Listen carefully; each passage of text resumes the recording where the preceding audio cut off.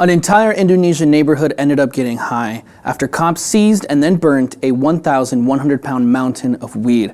Locals and journalists covering the blaze reported feeling buzzed, dizzy, and unusual after inhaling the potent fog. One journalist even said he had to sit down and have a cup of tea in order to recover. $1 million worth of weed was sent up in smoke close to the police station in the Tangerang district of Indonesia's capital, Jakarta. Jose, what idiots. I mean, honestly, they didn't even go out somewhere to burn it where no one will be infected. We know how strict they are when it comes to drugs. Their whole drug policy, anybody caught smuggling, instant death sentence, facing the firing squad, they don't play with that kind of stuff. But then they go ahead and burn $1 million worth of weed in the middle of the city and get an entire neighborhood high. What do you think? That was an expensive hotbox right there. It is, isn't it? Block party. I mean, what we see is the inconsistency in policy that Indonesia has. Like you said, they're very strict on the individual liberties and individual actions, drug smuggling and drug possession. Yet, at the same time, they do this massive incineration of marijuana that could have been used in any other different way. But the point is that they, most of the time, and they do this in Mexico as well, when they seize big amounts of drugs, they burn it.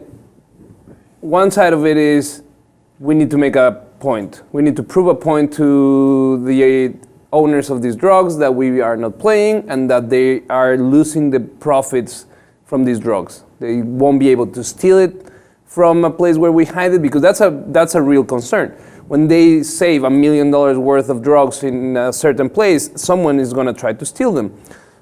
Also, like in the States, they could find other ways to do it. In the States, right, they have to find an environmental protection agency approved facility to do this work, and most of it is taken care of by contractors.